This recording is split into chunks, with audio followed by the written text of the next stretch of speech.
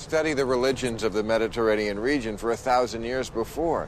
Many of the gods were born on December 25th. It's not a new one. It's not. But it's not. It's funny you should bring that up because, of course, in Star Wars Episode 1, Phantom Menace, Anakin is born to a virgin. And people see that and they say, wait a second, where have we heard that before? Right. It's not original. But when the Jesus story wasn't original. How so? Hey, this is Andy Rasman, still following up the Christian celebration of the resurrection of Jesus Christ on the church calendar day entitled Easter in the year 2016. This episode looks at another alternative theory to an actual physical historical resurrection of Jesus of Nazareth after his very public crucifixion. Last episode looked at the theory that the disciples stole the body and buried it in a different tomb. This time we're looking at the claim that the resurrection accounts are all just mythological. Actually, it's worse than that. It's the theory that the resurrection account of Jesus was plagiarized by the disciples who copied previous resurrection accounts that are attributed to other gods. You'll hear the presentation of this theory and the Christian rebuttal to it in this episode. Enjoy the show. Welcome to Reconnect, the podcast dedicated to sharing and defending the good news of Jesus Christ. That is, Jesus died for sins, was buried, and on the third day was raised again according to the Scriptures for our salvation. It is through Jesus alone that we are reconnected into a right relationship with God. Reconnect us, O Lord.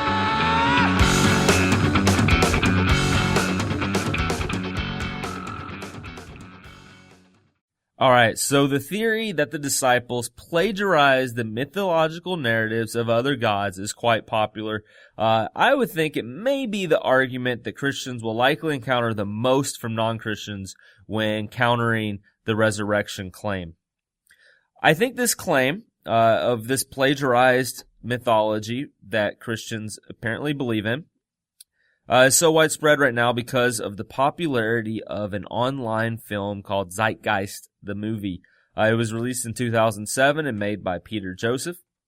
Within 6 months of being online, Google Video Counters had the film at 50 million views. All right, so I'm going to play for you a sampling of this video. What you're about to hear is a 3-minute long clip that presents the idea that many gods of the ancient world all had the same basic mythological narrative attributed to them, and that this narrative was based on the sun and its light, in contrast to the darkness of night. And this is a perfect motif the video presents to illustrate the battle of good and evil in the world. And Jesus is just the last in a long line of gods who are the Son of God, the light of the world, who died and rose from the grave. So here's the clip. This is Horus. He is the sun god of Egypt of around 3000 BC. He is the sun anthropomorphized, and his life is a series of allegorical myths involving the sun's movement in the sky. From the ancient hieroglyphics in Egypt, we know much about this solar messiah. For instance, Horus, being the sun or the light, had an enemy known as Set, and Set was the personification of the darkness or night. And, metaphorically speaking, every morning Horus would win the battle against Set, while in the evening Set would conquer Horus and send him into the underworld. It is important to note that dark versus light, or good versus evil, is one of the most ubiquitous mythological dualities ever known, and is still expressed on many levels to this day. Broadly speaking, the story of Horus is as follows. Horus was born on December 25th of the Virgin Isis Mary. His birth was accompanied by a star in the east, which, in turn, 3 kings followed to locate and adorn the newborn Savior. At the age of 12, he was a prodigal child teacher, and at the age of 30, he was baptized by a figure known as Anup, and thus began his ministry. Horus had 12 disciples he traveled about with, performing miracles such as healing the sick and walking on water. Horus was known by many gestural names such as the Truth, the Light, God's Anointed Son, the Good Shepherd, the Lamb of God, and many others. After being betrayed by Typhon, Horus was crucified, buried for 3 days, and thus resurrected. These attributes of Horus, whether original or not, seem to permeate many cultures of the world, for many other gods are found to have the same general mythological structure. Attis of Phrygia, born of the Virgin Nana on December 25th, crucified, placed in a tomb, and after 3 days was resurrected. Krishna of India, born of the Virgin Devaki, with a star in the east signaling his coming. He performed miracles with his disciples, and, upon his death, was resurrected. Dionysius of Greece, born of a virgin on December 25th, was a traveling teacher who performed miracles such as turning water into wine. He was referred to as the King of Kings, God's only begotten Son, the Alpha and Omega, and many others. And, upon his death, he was resurrected. Mithra of Persia, born of a virgin on December 25th, he had 12 disciples and performed miracles, and upon his death was buried for 3 days and thus resurrected. He was also referred to as the Truth, the Light, and many others.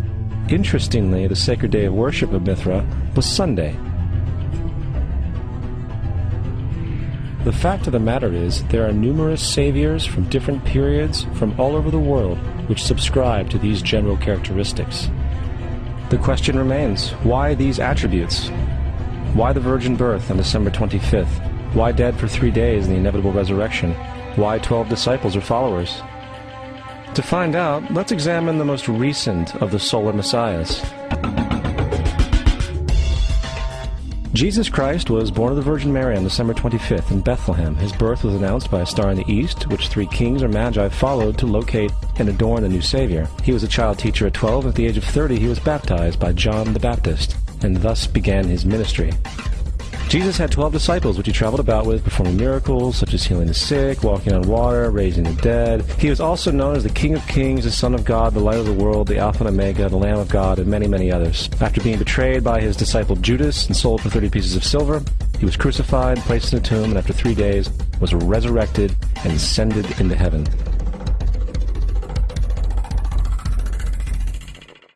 Oh no! Is the Christian faith ruined? Is it all a sham? Man, you won't believe how many people I hear that sort of thing from after watching something like this. I can't believe it. That video sample I played from you from Zeitgeist the movie ignores the bulk of all the historical evidence. But let's not ignore the historical evidence, shall we? What I'm about to play is an audio clip of the Lee Strobel show, Faith Under Fire. Strobel moderates a short debate between Tim Callahan and Gary Habermas. Strobel introduces both of these gentlemen for you in the video clip I'm playing. It's actually an audio clip of a video I downloaded from YouTube. Callahan, in this video, gives the Zeitgeist plagiarized resurrection theory as a reason for why we should not trust the resurrection of Jesus Christ. And Gary Habermas knocks it down stone cold. Here's the clip. Easter's ultimate mystery. Virtually all scholars agree that Jesus of Nazareth lived in the first century, preached about the kingdom of God, and was crucified. But what happened next is the most controversial issue of history. Did Jesus rise from the dead and thus authenticate his claim to being the Son of God? Or is this the stuff of legend and mythology? For Christians, everything hinges on the resurrection. And today we're going to debate whether there's sufficient evidence to back it up. Joining me is Tim Callahan, religion editor of Skeptic magazine and author of Secret Origins of the Bible. And Dr. Gary Habermas, who's considered one of the world's leading authorities on the resurrection. He chairs the Philosophy and Theology Department at Liberty University, has written several books on the resurrection, his most recent being The Case for the Resurrection of Jesus. Well, Tim, let me start with you. In your book, you suggest that the resurrection of Jesus isn't original at all, but it's merely a story that was recycled from earlier mythology and mystery religions. You specifically in your book mention the stories of Osiris, Adonis, and Attis. Could you explain what all this means?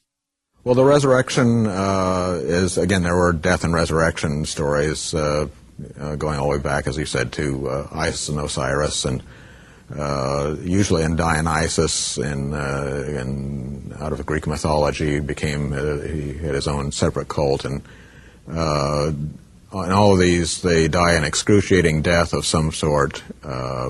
Dionysus is torn to pieces and eaten by the Titans, and then they arise physically from the dead. So you're saying that this Jesus story then is just a recapitulation of this earlier mythology?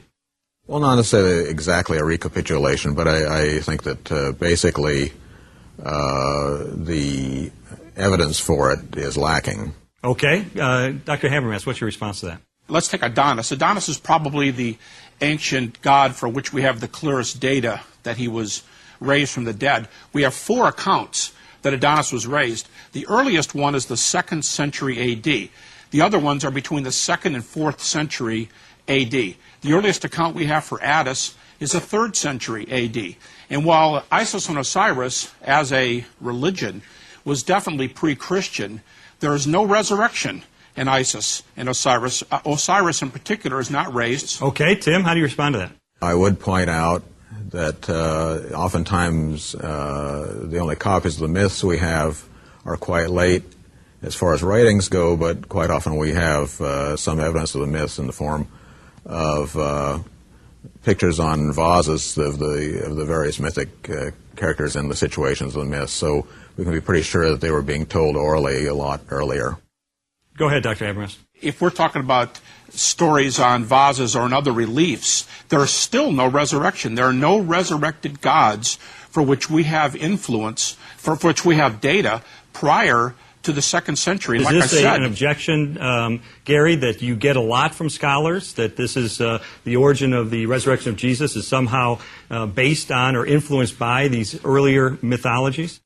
Well, I've done a count recently of 1,200 sources on the resurrection, everything published since 1975 in German, French, and English. And I went back and I looked how many of these scholars who hold university chairs, for example, how many of them who are not Christians, who do not hold to the resurrection, how many of them would say that in any way the mystery gods are a potential inspiration for Christianity? And I can count the number of skeptics on one hand. I can count them on one hand out of 1,200 scholars. It's a real minority view. Not entirely. I would still say that it was a common idea of a dying and rising God was around before Jesus. Well, that's not what Dr. Habermas said. We would have to agree to disagree on that. One or two of you isn't right. The point is, Tim, if you're gonna hold to a dying and rising God before Jesus, I want to say, where's the evidence? Well, I would say that, first of all, that the myth of Dionysus probably does antedate Jesus. And yes, there isn't specifically resurrection, crucifixion, but I don't see that that's really that important a point. They all undergo a horrible, excruciating death. You're going to have to give me a date for the earliest inscription, because Dionysus, I don't know anybody who thinks Dionysus is pre-Christian, not the resurrection portion. Okay, well, all I can tell you is that the myth is that he is torn apart by the Titans, eaten, and he is raised from the dead. But what is the date? I don't know the date of the, as I said, of the original. As far as any writings we have, but I know that with the myths, the Greek myths, most of our Greek myths, we do have from later collections. Except we know they were told earlier because we have the vase paintings depicting them going way back in time. But the question is there a resurrection? And since we don't have any resurrection predating the 2nd century all the way to the 4th century, are the earliest ones, 2nd to 4th, we can say, well, maybe there's a resurrection there, but there's no data. There's absolutely no evidence for that position.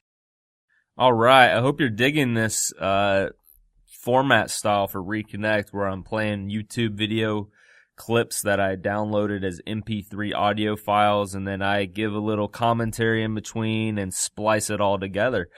So on this one, what I would like to note is that the dates of the earliest accounts of a deity other than Christ rising from the dead don't emerge until after Christ rose from the dead.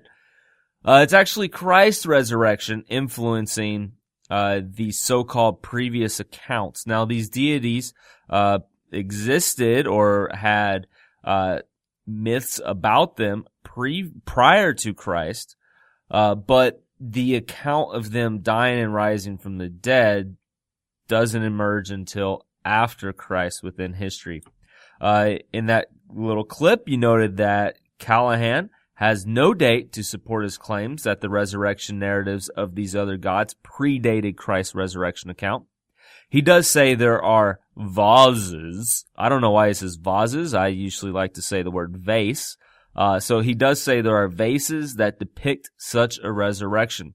Habermas in the video, in the audio clip there, is not very impressed with that answer. I think I haven't done the research on this. I think it'd be neat to go online and see if you can find images of these vases that depict resurrection accounts or whatever, or resurrection pictures. I think Habermas's point is you see no actual narrative of this death and resurrection until after Christ, which likely means the vases being interpreted to depict that. And I think it would be hard to depict a dying, rising God within a single vase picture without having the narrative to go along with it. If you just saw Christ with his arms open going into the heaven, you wouldn't know that that was an ascension into heaven that took place after a death and resurrection, unless you had the narrative first that really explained what that picture was. So my guess is there's a lot of creative license probably going into these vase images. Regardless, all you got's a vase before the narratives that we find of Christ's death and resurrection in Scripture. Anytime someone makes such a claim as what Callahan is making, here's some things you should ask them. Ask them for their source material. Where are you getting this information from? What is the historical document you are getting this account from? When does it first appear in history? Is it before or after Christ's resurrection? I bet the person won't have an answer to these questions. Almost guarantee it. Likely because they're getting it from YouTube videos or the Zeitgeist video. And you notice, like, when you watch those videos, they do not cite any sources for it. So now I'm going to keep playing this audio clip, and let's see where Habermas goes to offer an affirmative argument or a positive case for the bodily resurrection of Jesus Christ. Here's the clip. Gary, what do you see as being the affirmative case for the resurrection? Well, Lee, let me state it this way. I do not assume that the Bible's inspired or even that the Bible is reliable as a text. I think we can get to those conclusions. But I like to take the data that critical scholars allow, even non-Christian critical scholars allow, and just say, look, I think we've got a good start in a case for the resurrection. Well, virtually all skeptics, makes no difference if you're a believer or an unbeliever, they put 1 Corinthians, a book that Tim accepts and says is reliable. They put Paul's Creed, this early statement that Tim summarizes on page 427. Paul says, I gave you, listeners from Corinth, I gave you the text, the story of the gospel, which I received. Now, he's writing this in 55 A.D. And the crucifixion was when? The crucifixion, give or take a year or two, is about 30 A.D. That's a nice round year. Critics are willing to say that Paul probably got this material about 35 A.D., but Peter and John and James had it before Paul did, and so we're right on top of the events. Gerald O'Collins, a moderate Roman Catholic scholar, says that this material goes back to 30 A.D., and from this we get a very early account, 30-ish, right on top of the events. We get eyewitnesses. Paul at least is an eyewitness. Then we get Paul, the eyewitness, telling us that James, Peter, and John agree. And then thirdly, we have what I might call, if I want to keep up with the E's here, enthusiasm. Their lives are transformed by their belief that they saw the risen Jesus. People get transformed for a lot of things, but these guys claim they saw the risen Jesus. And fourthly, a fourth E, I believe that Paul implies an empty tomb in 1 Corinthians 15:3 and following. So we have early eyewitnesses who are enthusiastic and willing to die for their message that Jesus appeared to them with an empty tomb. Okay. Tim, there is a minimalistic case, but a case being made for the resurrection. How do you respond? Well, you've mentioned the life-transforming aspect. There are people who've had their lives transformed by converting to Islam. I don't think Dr. Habermas would say that proves that Islam is divinely inspired. I totally agree with him that anything can cause a life change, usually a religious or political commitment, but anything can cause a transformation. That wasn't my point. My point was that the disciples just weren't changed.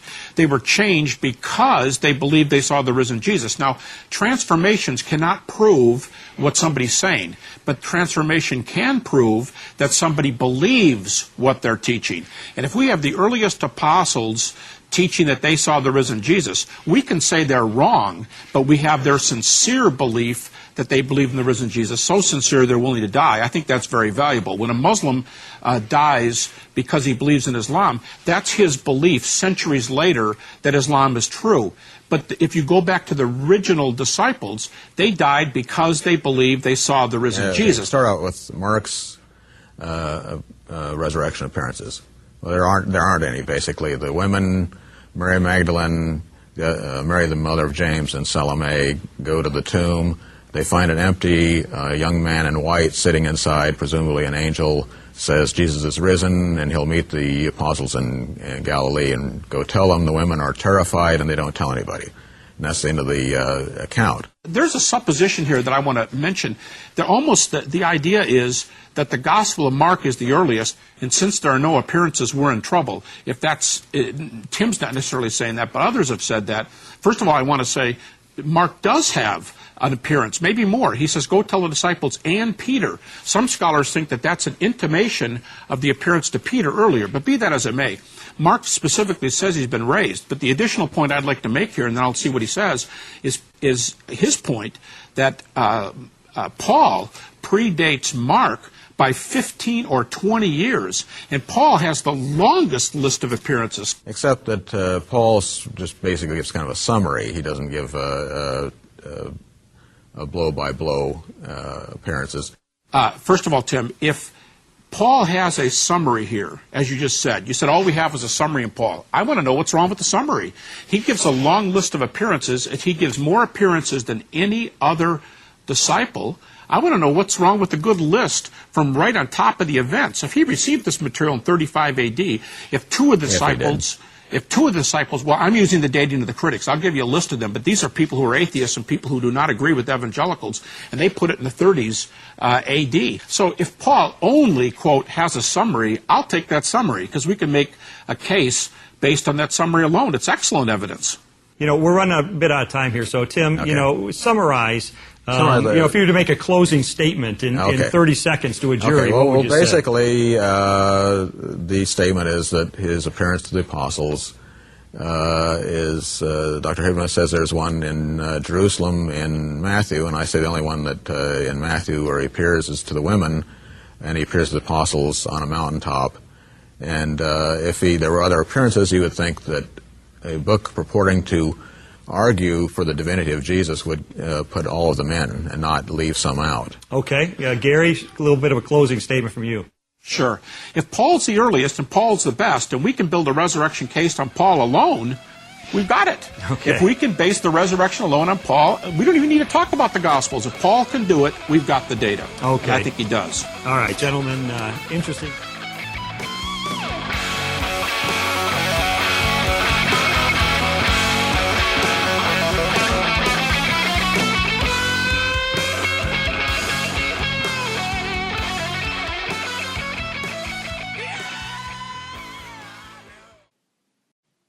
The following is an excerpt from the Gospel Coalition's review of Andy Rasman's book, Contradict, They Can't All Be True. Quote, Contradict will help a lot of conversations get started. Rasman provides Christian believers with a great starting point for understanding and evaluating many of the world's religions. He should be commended for writing a substantive apologetic book that's also practical on so many levels. The strongest sections are where he offers a concise guide on interacting with skeptics and other religious adherents. Many readers will find Rasman's section on the 20 facts on the 5 major world religions and 20 questions that are most commonly asked when sharing the Contradict message invaluable. This is a solid book, apologetically, theologically, and practically. I pray it will open the eyes of many believers to the importance of evangelizing in a pluralistic age, unquote. To financially support Reconnect, visit contradictmovement.org and order your copy of Contradict, They Can't All Be True. Contradict stickers and tracts are also available. Again, that's contradictmovement.org.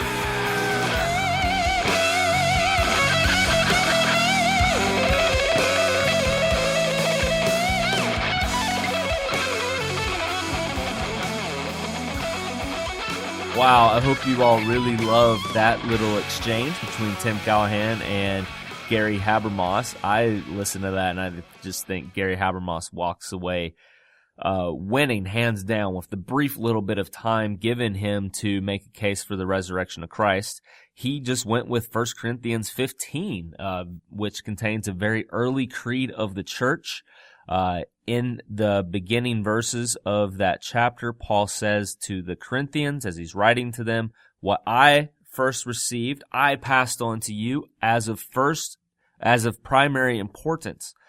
So this is something that he received after he became a Christian. Then he teaches it to the Corinthians. And so the language being used here depicts that what he received was a creedal statement, which was intended to be used for teaching the Christian faith. It can be used as a statement of belief. And of primary importance there is that Christ died for sins, was buried, and rose on the third day according to the Scriptures. And then he begins to list eyewitnesses of this resurrection account. And so Gary Habermas's point is that that list is a very, very early list of people that claim to see Jesus back from the dead. And that 1 Corinthians 15 predates the gospel accounts in the New Testament. Myself, and I'm sure many Christians, don't oftentimes think that the letters in the New Testament probably predated the Gospels, because we would think that the books would have been arranged chronologically from when they were first written, but that is just not the case.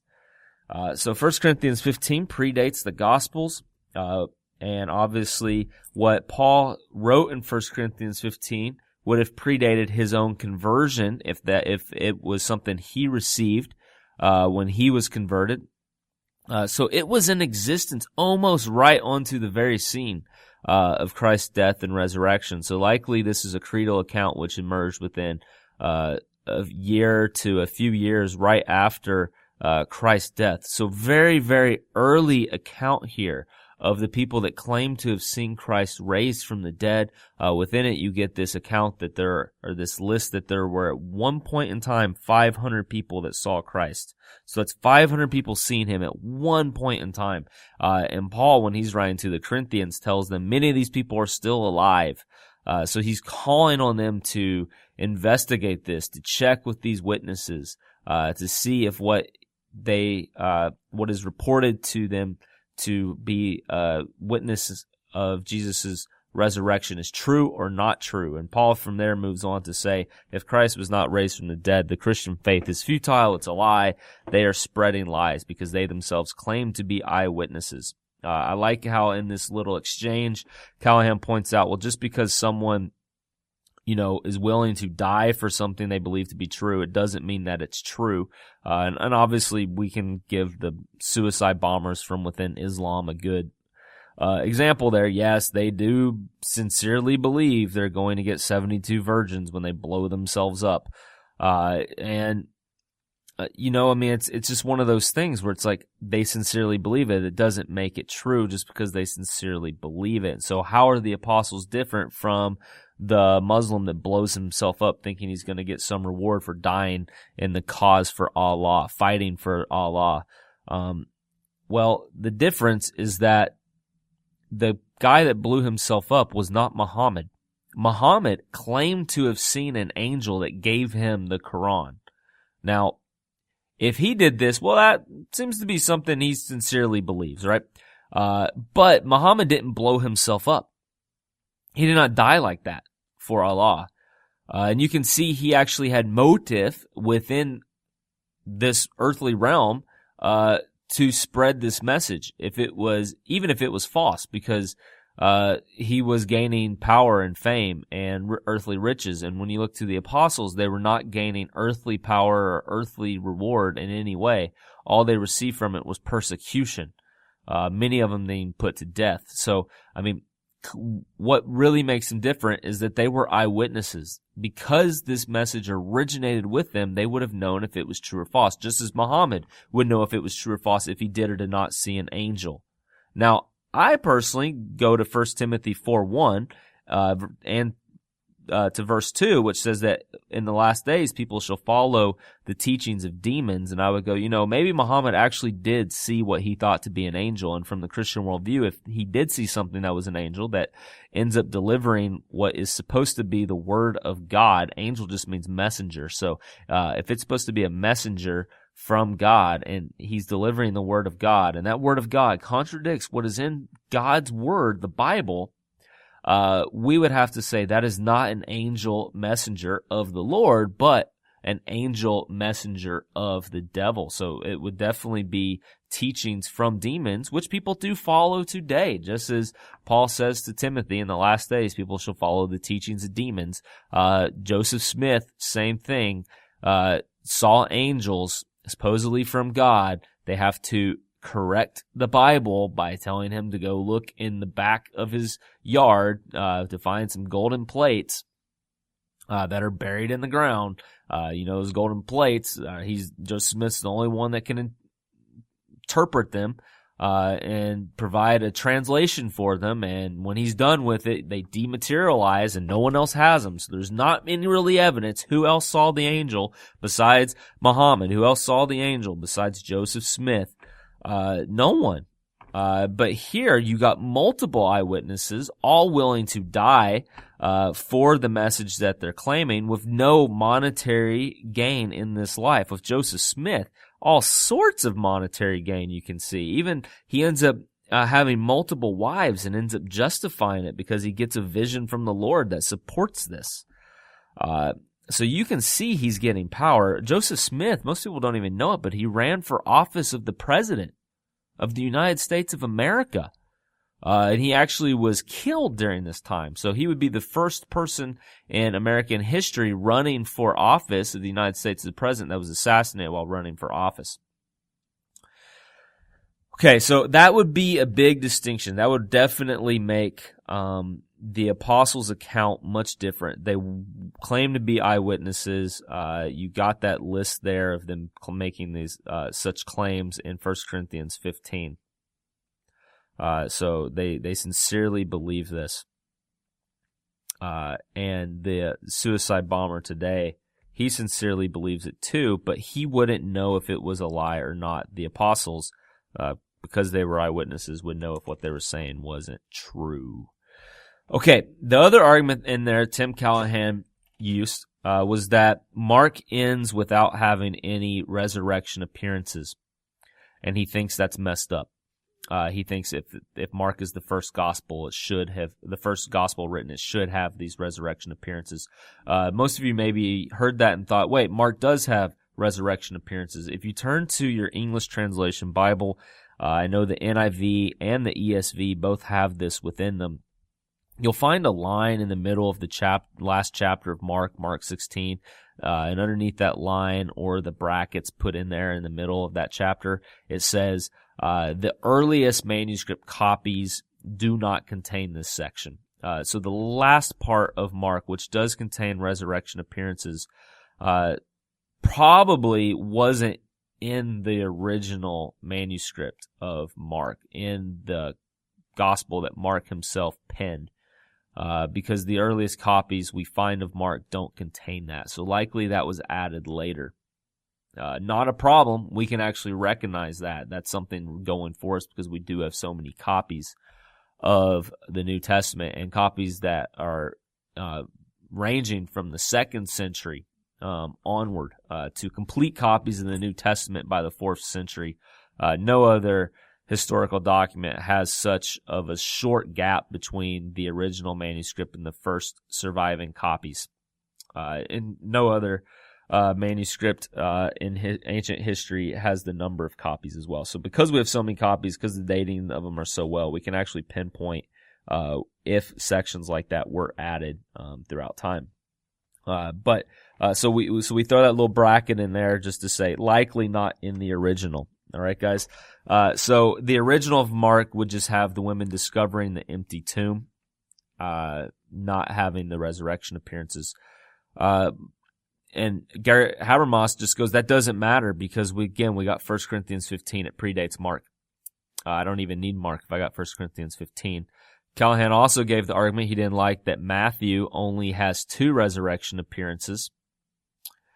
He thinks that if Matthew was really wanting people to believe that Jesus rose from the dead, he would contain all the resurrection appearances of Christ, everyone that saw him raised from the dead.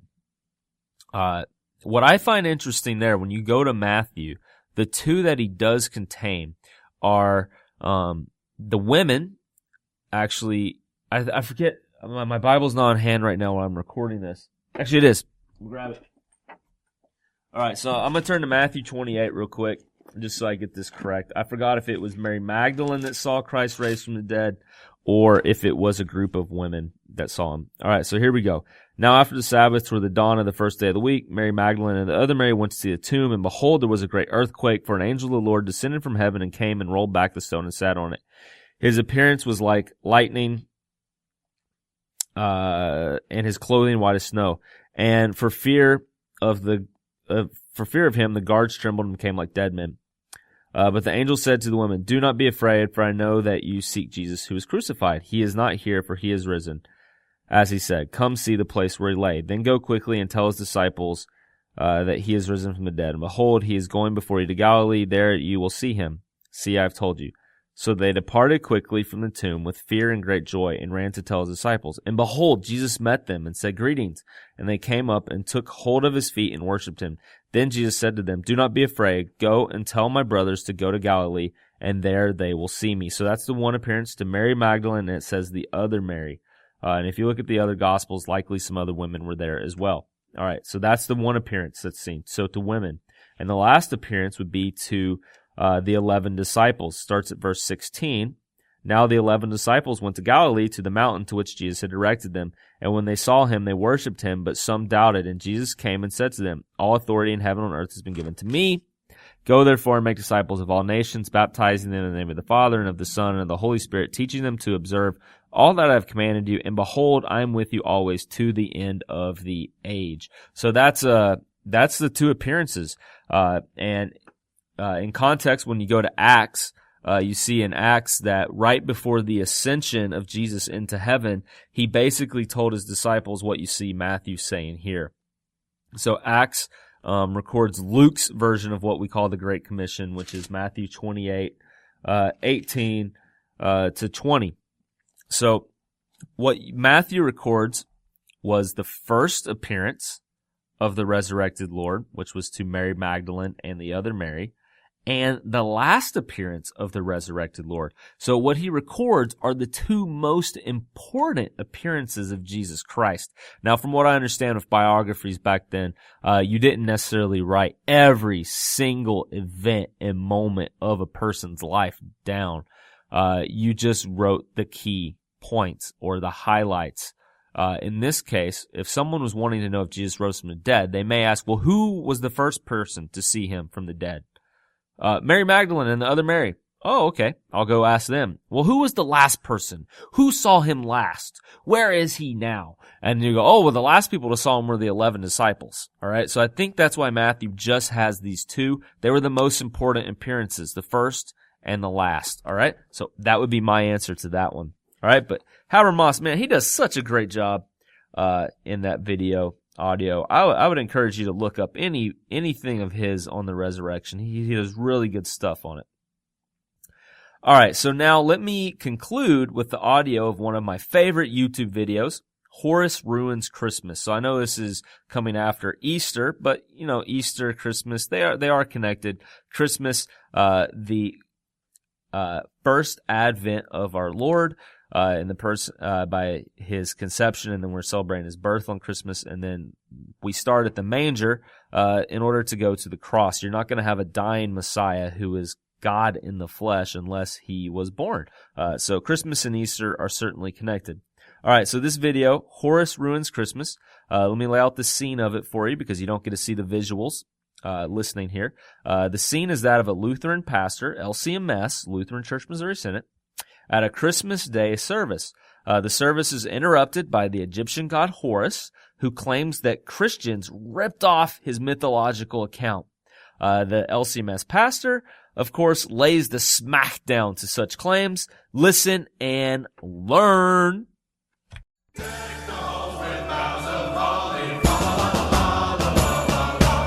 Well, thanks to all of you for coming out to our service this morning, and I pray that the rest of this Christmas day is wonderful for each and every one of you. Not so fast, preacher man. Behold, it is I, Horus, Egyptian god of the sun, and while you all believe that you've been celebrating the birth of your Lord Jesus, you've really been celebrating the birth of me. For you see, thousands of years before your Jesus came around, I, Horus, was born on December 25th. I, Horus, was born of a virgin. I, Horus, was baptized by a man called Anup the Baptizer, was crucified and was resurrected 3 days later. So you see, your Jesus is nothing more than plagiarized poppycock, and I, Horus, have come to feast upon the sorrow of you foolish Christians. Yeah, none of the stuff you just said is true. Yes, it is. No, there's no reference in Egyptian mythology to Horus being crucified or resurrected 3 days later. There's no documentation anywhere for the existence of a figure named Anup the Baptizer. Horus's mother was not a virgin woman, but the goddess Isis, and there is no specific date anywhere tied to the birth of Horus. I'm pretty sure there is. Actually, no. All of these claims and many others indicating that early Christians yoinked the mythology of Horus and stuck it on top of Jesus were all completely made up by Gerald Massey, a 19th century cuckoo banana bird self-taught Egyptologist who never provided the slightest shred of evidence for any of these claims and who was laughed out of the room by every serious Egyptologist on the planet. So thank you very much for your attempt to ruin our celebration of Christ's birth, but I'm afraid we're all still having a very Merry Christmas, Horus. Horus? Did I say my name was Horus? No. What I meant to say was, behold, it is I, Mithras, Roman cultic god of the something, and while you all believe that you've been celebrating the birth of Jesus, you've really been celebrating the birth of me. For you see, I, Mithras, was born of a virgin. I, Mithras, had 12 disciples, and I, Mithras, gave those disciples a meal consisting of my body and my blood. Sound familiar, Christian dummies? Actually, Mithras was born from a rock, not of a virgin. He had 2 companions, not 12 disciples, and the Mithraic meal was one he shared with the sun god, where they feasted not on his own flesh, but on the flesh of a bull. But even if those claims were true, Christians were already confessing the virgin birth, recognizing the 12 apostles, and celebrating the Lord's Supper before they ever encountered any Mithraic cults. So I'm afraid that you've taken neither the holly nor the jolly out of our Christmas, Mithras. Oh, you must have misheard me. I'm not Mithras. I'm, Quetzalcoatl, Aztec god of the wind. And while you all think that you've been... No Christian on the face of the planet ever heard of Quetzalcoatl until the 16th century. Well, then I'm Balder, Norse god of the... There were 193 popes before Balder's mythology was actually written down. Then I'm Horus, Egyptian god of the sun. You already did that one. All right, fine. I didn't want to completely humiliate you, but you've left me no choice. I shall now unveil myself to be the ancient deity whose mythology was inarguably stolen by early Christians. Behold, I am the ancient Mesopotamian god of judgment. 6,000 years before your Jesus spoke of returning to condemn the lost and resurrect the faithful, my followers proclaimed that I would return to destroy my enemies and raise the dead. So silence your joyful voices, Christians. Your Lord is nothing but a cheap carbon copy of me, the destructor who goes by many names. I am Volguus Zildroha. I am Lord of the Sibulia. I am Gozer the Gozerian. Gozer the Gozerian is from Ghostbusters. Dang it, why do so many people still know that movie? Sing with joyous all together. I don't understand. If all the things that Gerald Massey said about me were complete fabrications, with no textual evidence whatsoever, why do atheists like Bill Maher reference these claims as if they were true? Well, Horace, I suppose it is strange that people who insist that they won't believe anything without verifiable evidence are more than willing to believe anything without verifiable evidence, as long as that thing can be used to mock the gospel. But we shouldn't be surprised when people reject proof of Christ's resurrection in favor of demonstrable lies that let them remain in unbelief. After all, Jesus did say, "If they do not hear Moses and the prophets, neither will they be convinced if someone should rise from the dead." I said that before Jesus did. Oh, you absolutely did not.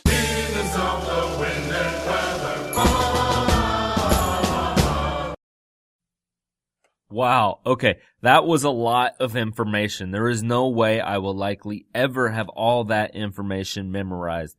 Good news for us, we don't have to have it all memorized. If anyone ever brings up any mythological plagiarism accusations against the apostles, and you have your smartphone on you, you can just type in Horace Ruins Christmas on YouTube and play this video, and you can get all the information there. Now, I haven't actually proof-checked that video.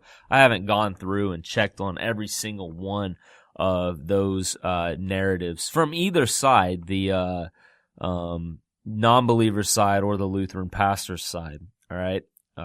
But I assume it's probably pretty accurate. I've looked into some of that before, and it mostly everything I heard the Lutheran pastor saying fits with things that I've seen before. Again, I don't have all this memorized. Good thing for us, we don't have to. It's definitely difficult sorting through all this online. But you saw the Lutheran pastor mention in that audio clip that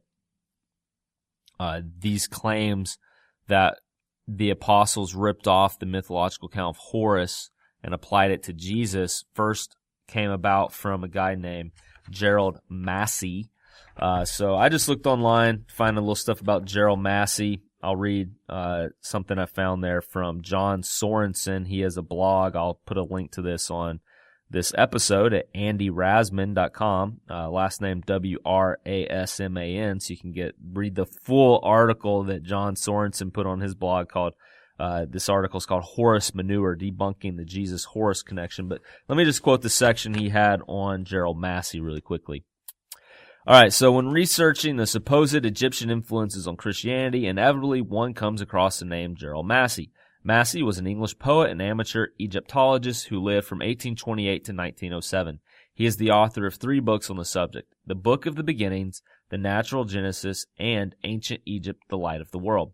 Because his books represent some of the earliest attempts to draw comparisons between the Christian and Egyptian religions, other writers attempting to draw these comparisons frequently cite them. One recent example is the book Christ in Egypt, The Horus-Jesus Connection by D.M. Murdoch.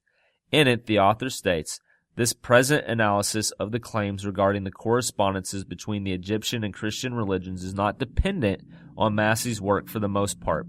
Yet, she devotes an entire chapter of the book to defending the authenticity of Massey's scholarship, something she does not feel called to do for anyone else she quotes in her book, and thereafter adopting many of the same comparisons."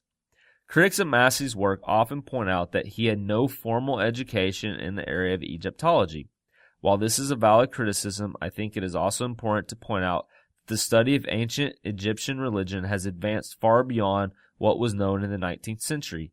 Not only is much of Massey's scholarship built on wild speculation, it is also the product of an academic discipline still in its infancy.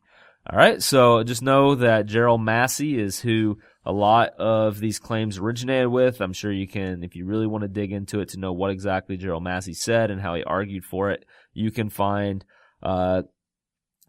his books and read up on it.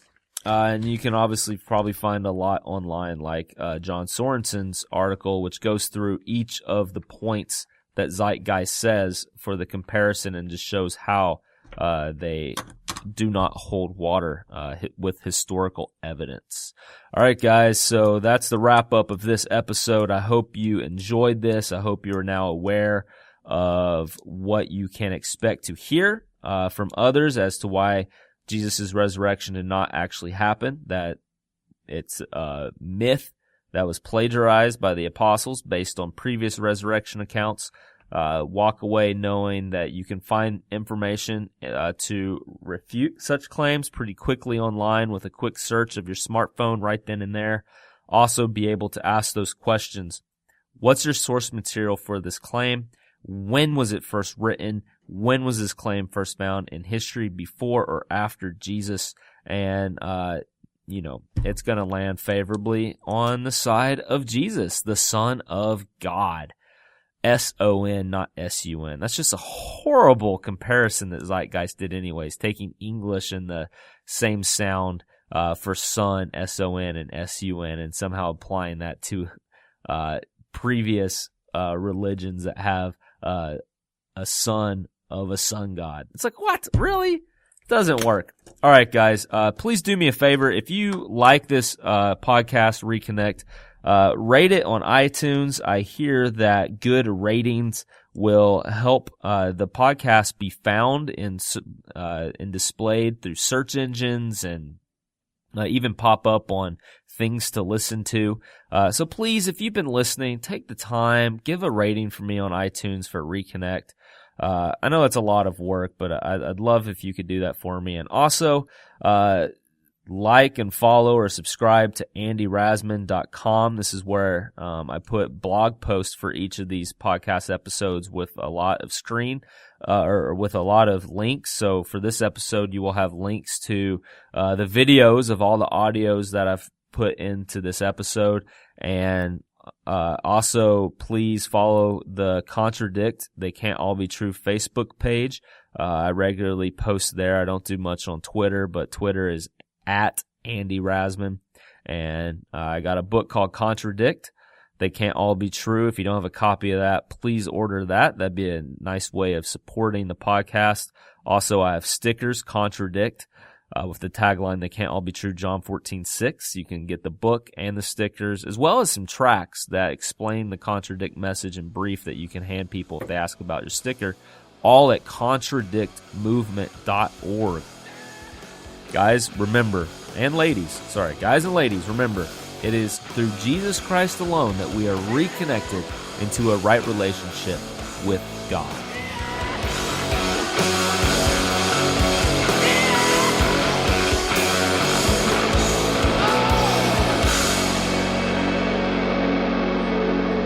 Your mission, if you choose to accept it, share this episode on all of your social media sites and with your email contacts, people who will benefit from listening to the show. Thank you for listening. Reconnect us, O Lord.